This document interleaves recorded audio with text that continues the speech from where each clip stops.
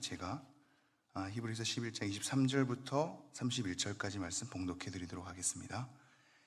믿음으로 모세가 낳았을 때 그 부모가 아름다운 아이임을 보고 석 달 동안 숨겨 왕의 명령을 무서워하지 아니하였으며, 믿음으로 모세는 장성하여 바로의 공주의 아들이라 칭함받기를 거절하고 도리어 하나님의 백성과 함께 고난받기를 잠시 죄악의 낙을 누리는 것보다 더 좋아하고, 그리스도를 위하여 받는 수모를 애굽의 모든 보화보다 더 큰 재물로 여겼으니 이는 상 주심을 바라봄이라. 믿음으로 애굽을 떠나 왕의 노함을 무서워하지 아니하고 곧 보이지 아니하는 자를 보는 것 같이 하여 참았으며, 믿음으로 유월절과 피 뿌리는 예식을 정하였으니 이는 장자를 멸하는 자로 그들을 건드리지 않게 하려 한 것이며, 믿음으로 그들은 홍해를 육지같이 건넜으나 애굽 사람들은 이것을 시험하다가 빠져 죽었으며, 믿음으로 7일 동안 여리고를 도니 성이 무너졌으며, 믿음으로 기생 라합은 정탐꾼을 평안히 영접하였으므로 순종하지 아니한 자와 함께 멸망하지 아니하였도다. 아멘. 오늘 본문 말씀만 보면 우리는 계속 믿음의 인물들의 위대한 행동들 쪽으로 계속 초점이 맞춰지나 히브리서 11장의 내용은 그것이 아니라고 하였습니다. 오히려 더 하나님을 바라보게 하고 우리의 연약함에도 불구하고 우리의 믿음을 일구어내시는, 믿음의 사람으로 만들어내시는, 그들의 행동 속에는 여전히 우둔함이 있고 주저함이 있으나 마침내 믿음으로써 나아갈 수 있도록 우리를 인도하시는 하나님의 일하심에 있으며, 그것을 총칭해서 믿음이라고 평가를 하고 있는 것입니다. 그러므로 이 내용은 그동안의 맥락을 잘 따라오는 것이 중요합니다. 그동안의 이제 맥락을 보면 우리 주 예수 그리스도가 이루신 사역이 얼마나 온전한가를 드러냈단 말이죠. 왜 그것을 드러냈냐면, 유대교로 회귀하는 것이나 그리스도를 믿는 믿음의 무리들 가운데 이탈하고 배교하는 것은 본인들이 무엇을 하는 것을 통하여서 안정과 구원의 확신과 믿음의 견고함을 이룰 수 있다고 생각했기 때문입니다. 그 토대를 자꾸 우리의 열심 속에 갇혀 가려다 보니 그리스도가 이루신 토대와 공로, 그의 온전함을 보지 못한 것입니다. 그것을 제대로 보지 못하니 다른 쪽에 눈이 돌아갈 수밖에 없지요. 그래서 히브리서는 줄곧 우리 주 예수 그리스도가 이루신 사역이 얼마나 온전한가를, 예수님께서는 대제사장의 직무를 온전히 감당하셨고 하나님의 아들이시며 보좌 우편에 오르셨고 그 속에서 우리를 다스리시고 기도도 하시고 우리를 붙들어 매시고 끝까지 우리를 감당하시는 사역을 온전하게 이루고 계신다라는 것을 우리에게 알려주거든요. 그래서 히브리서는 이러한 예수 그리스도의 보혈 때문에, 이루신 사역 때문에, 과거의 십자가 사건만이 아니라 하나님 우편에서 계속적으로 시행하는 그 사역 때문에 우리가 하나님 앞에 온전히 나아갈 수 있음을 얘기하고 있습니다. 그 어떤 것도 구원의 길, 즉 하나님께 나아가는 길은 없음을, 예수 그리스도 외에 그 어떠한 공로를 취득하거나 우리가 열심으로 세운 모든 토대마저도 하나님 앞에 온전히 나아가게 할 수 없음을 우리에게 계속 강조하고 있단 말이죠. 예수님의 토대를 보게 합니다. 그 토대 위에서 하나님 앞에 담대히 나아가자라고 얘기하고 있죠. 그리고 그 나아감에 대한 길들은 우리의 연약함에도 불구하고 인내로서 감당할 것을 얘기하고 있습니다. 그러면서 히브리서 11장이 펼쳐지는 겁니다. 즉 우리의 현재의 모습의 어눌함과 부족함과 연약함에도 불구하고 우리 주 예수 그리스도가 십자가 사건을 이루어 내셨듯이 앞으로도 보좌 우편에서 대제사장의 직무를 감당하시는 걸 통해서 우리를 받아내실 것이므로 우리의 현재 모습에도 불구하고 인내로서 경주하자. 우리 주 예수 그리스도를 바라보자. 왜냐하면 우리의 믿음의 조상들, 허다한 무리들도 그러하였기 때문이다 라고 얘기하고 있습니다. 그래서 히브리서 11장의 구약의 인물들을 지나오면 12장으로 넘어가면 우리 앞에 허다한 증인들이 있으니 믿음의 경주를 할 것을 얘기하고 있죠. 그러나 그 중심은 우리가 열심으로 뭔가 이루어낼 것이라는 단순함에 있지 않고 우리의 믿음의 시작이요 온전케 하시는 예수를 바라보자라는 것으로 촉구를 하고 있지요. 그리고 그 12장의 내용을 다 헤아려 보십시오. 저 개인적으로는 12장의 내용이 굉장히 저에게 큰 위로를 늘 가져다 줍니다. 왜냐하면 우리의 쓰러져가는 무릎을 다시 일으켜 세우고 우리의 저는 다리를 다시 한번 온전케 함으로 그 길을 걸어내라 라고 얘기하고 있기 때문입니다. 그렇게 걸어내라라고 얘기할 수 있는 이유는 우리의 믿음의 시작이요 온전케 하시는 예수 때문에 우리의 모든 인생이 믿음으로 옥매어져 있기 때문입니다. 우리는 훌륭하지 않은데 우리에게 허락한 믿음이 우리의 인생을 뒤덮어 버렸습니다. 믿음을 부여받은 우리의 인생은 더 이상 나 조상은이란 사람이 선두에 있지 않고 하나님께서 허락한 믿음이 내 인생을 독차지하게 되었습니다. 우리는 하나님께 매어 달린 자가 된 것이고 우리가 쉽게 부인할 것 같지만 우리 주 예수 그리스도는 우리를 끝까지 붙들고 가는 그 끈질김 가운데 그 신실함 가운데 온전하게 이루어내고자 하는 하나님의 열심 가운데 우리를 붙들고 가고 있습니다. 구약의 모든 성도가 그 일을 담당했었고 우리는 오늘날의 우리의 현실 속에서 그러한 믿음의 삶을 일구어내고 있습니다. 그러니 모든 지친 성도들에게, 힘들어하는 성도들에게, 자기의 믿음의 수준의 연약함 때문에 속상해하는 성도들에게, 옆의 성도가 이탈함에 따라 흔들리는 성도들에게, 자기를 한심하게 여기고 불안하게 여기고 미래에 알 수 없는 길들에 대해서 회의감을 품은 모든 성도들에게, 구약의 성도들도 그러한 일을 직면했으나 하나님께서 끝까지 붙들고 가셨던 것처럼 우리 주 예수 그리스도가 우리에게 시작하였으니 온전하게 하실 것이라는 것을 바라보면서 우리의 현실에서 일어나라, 무릎을 털고 일어나라, 저는 다리 고쳐서 일어나라. 우리가 받는 모든 징계는 하나님의 자녀로서 받은 양육의 의미이니 양육을 받으면서 성장해서 나아가라 라고 얘기하고 있는 겁니다. 오늘 본문도 그러한 맥락에서 바라봐 주십시오. 모세에 대해서 평가하는 글들이 단순하진 않습니다. 구약에 있는 출애굽의 사건과는 또 다르게 평가를 하고 있거든요. 우리가 왜 이러한 평가를 하게 되는가? 우리는 믿음이라는 것을 어떻게 바라봐야 하는가를 오늘 본문을 통해서 좀 더 들여다보도록 하겠습니다. 23절 말씀 한번 보도록 할게요. 믿음으로 모세가 낳았을 때 그 부모가 아름다운 아이임을 보고 석 달 동안 숨겨 왕의 명령을 무서워하지 아니하였으며, 우리는 흔히 성경 인물의 중요한 사람들을 바라보면서 이러한 우리의 시각 때문에 이렇게까지도 얘기하죠. 예수님의 12제자 가운데 베드로를 수제자란 표현을 씁니다. 뭔가 더 순종적이고 뛰어난 인물이 있는 것처럼 우리는 우리의 시각이 그렇게 도드라지죠. 하지만 성경 어느 곳에도 베드로를 수제자라고 표현한 적은 없습니다. 우리는 보다 뛰어난 인물, 보다 출중한 인물, 보다 성숙한 인물을 자꾸 나누려고 하나 성경에서는 사실 그러하지 않습니다. 그래서 우리는 모세만을 눈에 바라보긴 하나 지금 23절에는 부모를 얘기하고 있죠. 모세 이전에 부모가 믿음으로써 그 일을 행했다라고 평가를 하고 있습니다. 믿음으로 모세가 낳았을 때 그 부모가 아름다운 아이임을 보고 석 달 동안 숨겨 왕의 명령을 무서워하지 아니하였으며, 하나님의 역사란 참 오묘한 것 같습니다. 우리는 모세 자체만 눈에 띄게 되는데 사실 모세의 삶이 펼쳐지는 것은 부모가 믿음으로써 그를 숨겼기 때문입니다.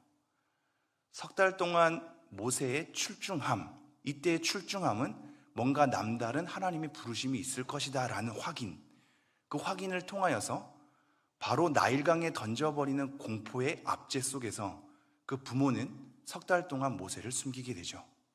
그리고 나중에 강가에 흘려보낼 때에도 하나님의 손길을 의지하면서 흘려보낸단 말입니다.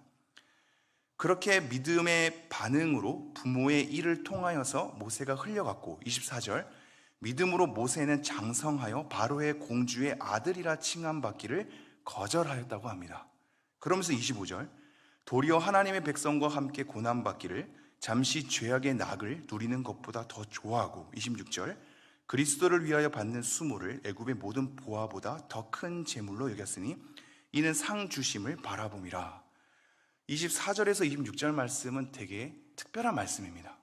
왜냐하면 출애굽에 대한 모세의 기사를 확인해 보십시오. 그리고 사도행전 7장에서 스데반이 출애굽에서 모세를 언급하는 내용들을 보십시오. 그렇게 훌륭하지 않거든요. 지금 이 히브리서 말씀만 보면 모세는 엄청나게 훌륭하게 그 일을 담당했던 것처럼 보입니다. 장성하여서 공주의 아들이라 칭함받기를 거절한 대단한 믿음. 25절에서도 하나님의 백성과 고난받기를 더 좋아하는 대단한 믿음. 26절에서도 그리스도를 위하여 받는 수모, 그거를 바라보면서 상 주시는 이심을 바라보는 대단한 믿음.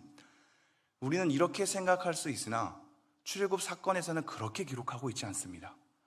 여전히 나중에 40살이 되어서 그 애굽 병사를 살인하는 것으로, 폭력으로, 힘으로 구원할 줄 아는 어리석음 속에 있었고, 백성들은 그를 우리의 재판장으로 삼지 않았다는 항변 속에 모세는 도망가게 된단 말입니다. 그리고 미디안 광야 40년의 생활 가운데 전혀 애굽에서 압제받은 이스라엘 백성들과는 무관하게 지내기도 하죠. 그러한 가운데 80살의 부르심을 받았을 때에도 나는 입이 둔한 자입니다. 내가 그들에게 가서 뭐라고 얘기합니까? 라고 끝까지 부인하는 것을 보게 되거든요. 대단한 믿음이 아니란 말입니다. 그런데 우리는 히브리서에서 긍정적으로 평가하는 것을 보게 되죠. 이것은 모순이 아니라 성경이 가지는 깊이입니다. 우리가 이것을 잘 헤아려야 하는데요. 출애굽기나 사도행전에서는 모세가 그리 대단하지 않고 자꾸자꾸 하나님께서 이끌어서 만들어서 하나님께서 사용하시는 것으로 기록하고 있습니다. 하지만 히브리서에서는 믿음으로 모세가 그러한 일을 했다고 얘기하고 있죠. 이것은 풍성한 한 사건을 바라보게 될 때 여러 측면에서 바라보는 풍성함입니다. 모세는 주저하기도 했으나 믿음으로 반응하기도 한 두 가지의 내용이 한 사건의 역사 가운데 병행되고 있습니다. 어떻게 이해하는 것이 좋냐면, 지금 히브리서에서는 믿음으로 완전하게, 온전하게, 담대하게, 멋있게, 성숙하게 이루어냈다는 것처럼 보이나 그 속을 들여다보니 모세에게도 주저함이 있었고, 무서워함이 있었고, 선뜻 나서지 못함이 있었고, 자기 성정대로 하다가 엎어지는 사건들이 있단 말입니다. 그러한 과정을 거쳐서 믿음을 시작하시고 온전하게 하신 하나님의 일하심 속에서 이러한 모세의 믿음의 결국으로 만들어내셨다라는 것을 확인하게 되는 겁니다. 이게 따라오시려는지요? 우리는 지금 이러한 믿음의 온전함을 보면서 우리의 믿음을 견줄 때 우리가 한심하리만큼 아무런 믿음이 없는 것처럼 보이기도 합니다. 그러나 우리의 인생은 하나님의 일하심 가운데 수많은 과정을 우리 내면 속에서 겪고 나아갑니다. 그 속에서는 우리의 좌절이 있고 실망이 있으며 무서워함이 있고 기피함이 있고 하나님 말씀에 제대로 반응하지 못하는 과정이 있단 말입니다. 이러한 과정 가운데 하나님께서는 우리에게 믿음을 시작하셨고 우리에게 믿음을 부여해 주신 그 하나님께서 우리를 깎고 만들어서 하나님의 사람다운 믿음의 모습으로 인도해 간단 말이죠.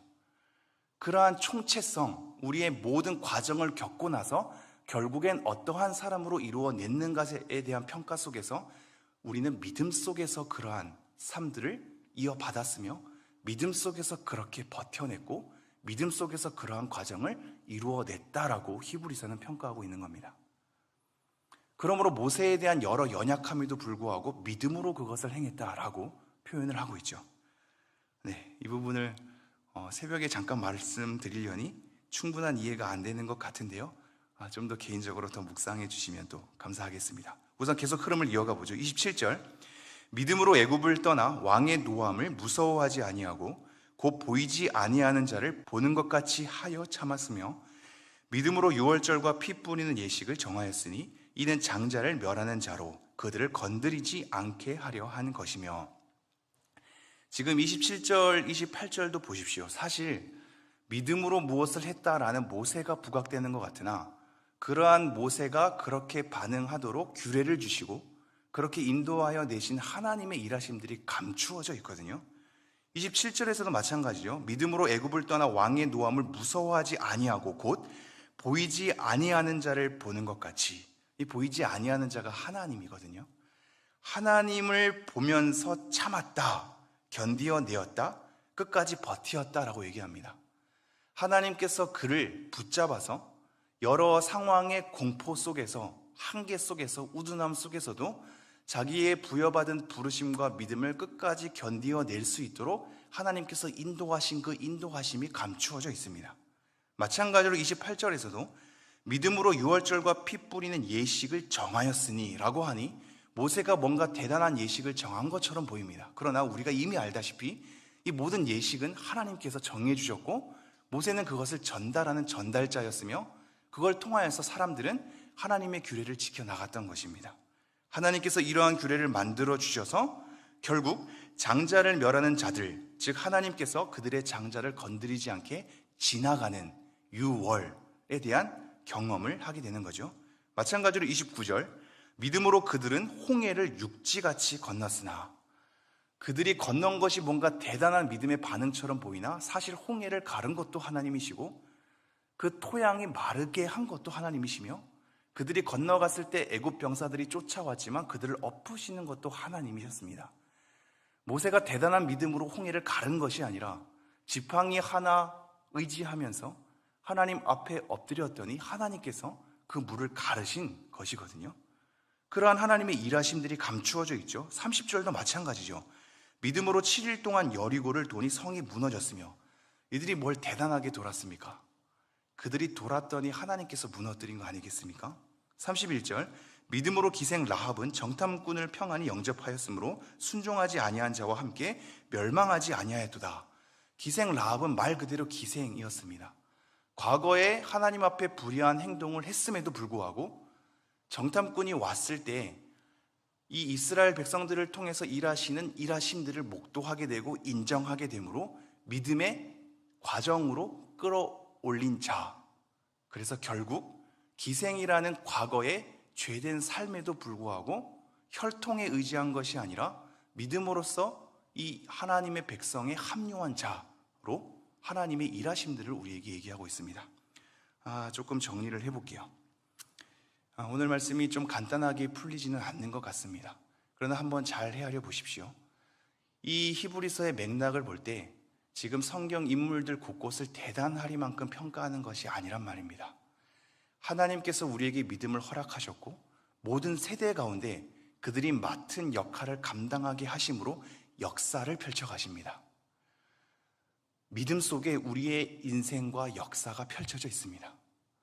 우리는 믿음을 부여받아서 큰 믿음의 소유자가 되기를 원하나 사실상 믿음이 부여받았을 때에는 그 인생을 이제는 하나님께서 움직여 가십니다. 믿음을 허락하신 하나님께서 우리의 믿음의 인생이 어떻게 펼쳐질지를 다스려 가신단 말입니다. 구약의 인물들은 각각의 자기의 인생들을 살아내었습니다. 그런데 신기하게도 역사가 이어지죠. 아벨에서부터 시작해서 노아, 아브라함을 거쳐서 모세에 이르기까지, 그리고 가나안에 이르기까지 우리는 출중한 몇 명의 믿음 때문에 이 역사가 펼쳐진 것 같으나 모세의 부모가 그러하듯, 기생 라합이 그러하듯, 이스라엘 백성이 여리고 성을 돈 것이 그러하듯 출중한 몇 명 때문에 이 구원의 사건이 이루어지는 것이 아니요 하나님의 일하심 때문에 그 안에 들어온 모든 인생들을 사용하셔서 역사를 만들어낸다는 것을 보게 되죠. 이것을 바라보노라니 우리는 힘을 낼 수 있는 겁니다. 이러한 믿음의 위대한 인물들처럼 믿음으로 반응하지 않으면 역사가 무너진다는 것이 아니라, 왜냐하면 우리는 여전히 그러한 믿음을 잘 갖추지 못할 것이기 때문입니다. 위대한 사람들이 아니거든요.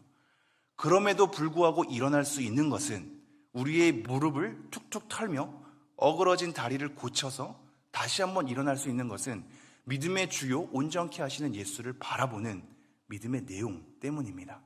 하나님은 여전히 일하실 것이며 우리 각각의 인생을 사용하셔서 역사를 만들어내시며 그 역사는 인간의 열심으로 펼쳐진 역사가 아니라 하나님의 신실함으로 온전케 하시는 역사로 그 믿음으로 우리의 인생을 일구어 내신다는 것을 바라보십시오. 이 부분이 쉽진 않으나 우리의 인생이 그 믿음을 통하여서 펼쳐가시는 하나님의 역사 가운데 담겨져 있음을, 그 가운데 우리 인생을 하나님 앞에서 살아냈을 때 또 다른 역사로서 그 다음의 인생을 열어가시는 하나님의 일하심 가운데 하나님의 나라가 온전케 됨을 충분히 묵상하시면서 하나님 앞에 나아가는 여러분 되기를 소망합니다. 기도하겠습니다. 하나님, 우리가 다시 한번 하나님의 다스리심을 바라보며 나아갑니다. 하나님이 히브리서 말씀을 통하여서 하나님께서 얼마나 세밀하게 일하시고 얼마나 책임감 있게 일하시며 얼마나 우리를 온전케 하시는 것을 더욱더 잘 묵상할 수 있도록 인도하여 주십시오. 우리의 믿음의 반응의 여하에 따라 하나님의 나라와 하나님의 일하심이 결정되는 것이 아니라 하나님의 일하심 가운데 우리의 연약함과 어눌함과 넘어짐과 자빠짐과 좌절함과 실망함에도 불구하고 하나님께서 우리를 붙들어 메어주시며 만들고 깎여가시며 다시 한번 우리를 끌고 가시는 하나님의 은혜 가운데 우리의 믿음의 삶이 놓여져 있음을 바라보면서 우리의 인생을 감당하게 하여 주시고, 그러한 감당함을 통하여서 하나님이 이루시는 역사가 더욱더 온전하게 됨을 인정하면서 우리의 걸음을 걷고 하나님을 의지하면서 모든 역사를 하나님께 맡길 수 있는 우리가 될 수 있도록 은혜를 허락하여 주시옵소서. 하나님, 오늘도 우리는 여전히 우리의 연약함을 발견하게 될 것입니다. 그러나 우리의 문제보다 크신 하나님을 기억하면서 우리의 현재의 자리를 잘 감당하고 인내로서 경주할 수 있도록 은혜를 베풀어 주옵소서. 이 모든 말씀 우리 주 예수 그리스도 이름으로 기도합니다.